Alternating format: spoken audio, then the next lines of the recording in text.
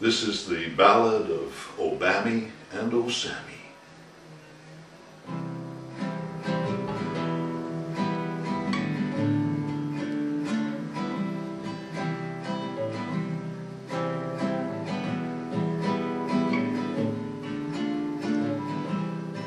Well, Osami and Obami, they were not the best of friends.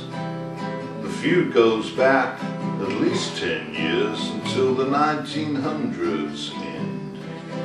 Osami hid out in a hole in the Tora Bora hills, while Obami taught at law school to get his dollar bills.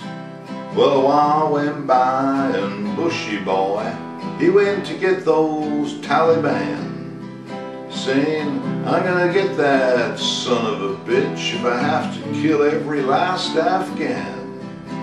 Well, Osami, he was a wily one, equipped with a mobile phone. So he rang a Saudi prince he knew, but the prince, he was not home. Well, the message that he left that day was not so mysterious. He said, I'm holed up in a hole right now and it's looking serious, but I'm getting out of here as soon as the carpet bombing stops. So buy me a house in Pakistan and I'll send you the poppy crops. Well, the Saudi prince, he listened to his answering machine and said, I remember old Sammy's opium from the days of the Mujahideen.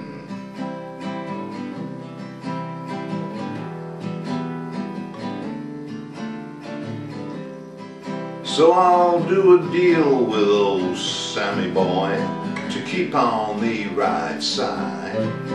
I'll tell my pals in Islamabad to buy a house for old Sammy to hide.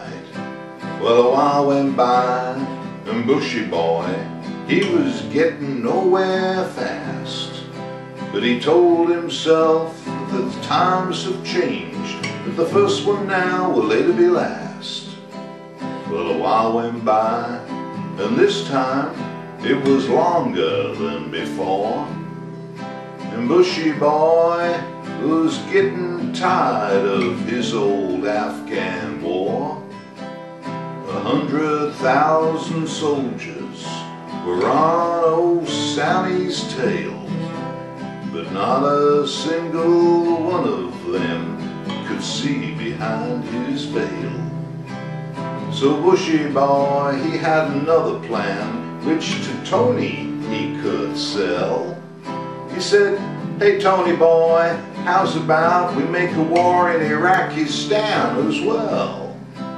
When Tony heard about shock and awe, he nearly wet his pants. Oh shucks, said old Tony boy in his best Texan accent. It really is an honor, sir, to be on the right side. I'm sure between God and you and me, we can tan Saddam's hide. Iraqistan was a piece of cake.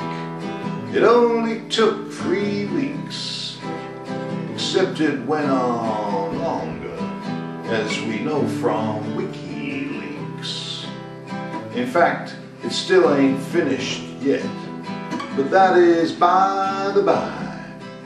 'Cause Bushie boy and Tony boy, they have now both retired. Well, a while went by and the Saudi prince was down to his last billion. So he thought of a way to supplement his wealth by a few million. I remember that mullah that he saw in Kandahar. I remember he said he saw the getaway car. He thought he'd like to play ball with the law. He thought it must have been Osami that he saw. I rang that name Don't forget that might is right.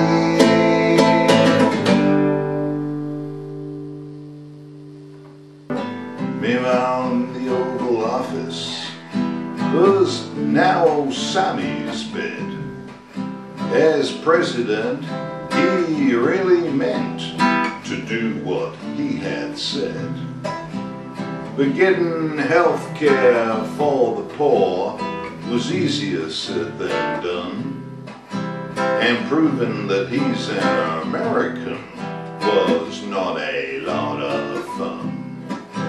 Just then, a call came through to him from a buddy of the prince, with a proposition he could not refuse and has not regretted since. For $25 million, said the dude, and a kilo of cocaine, you can have Osami's whereabouts and the place where he is staying. Well, Obami knew his presidency was hanging by a thread, so he did a quick bit of arithmetic, and this is what he said. He said, 25's a little steep, but I'm a generous man. But a kilo, well, that's really pushing it. You can have 800 grams. Well, the deal was done right then and there. Osami's fate was sealed. Obami, he told his chief of staff of what had been revealed. The chief of staff said, Mr. President, do you think that we can go after old Osami in the heart of Pakistan? Obami looked him in the eye and he said, remember what I say, Osami boy is gonna die on this historic day. So they stormed the hideout where Osami was hanging out. They would not take him prisoner, of that there was no doubt. The junior at the White House said, Obami, sir, would it be legal to raid a house in Pakistan? Obami turned to him and he said, you betcha, yes we can. Well, the moral of this story, the moral of this refrain, is simply that one should never be without a bag of good cocaine. So when you see Obami carrying something, help him with his load.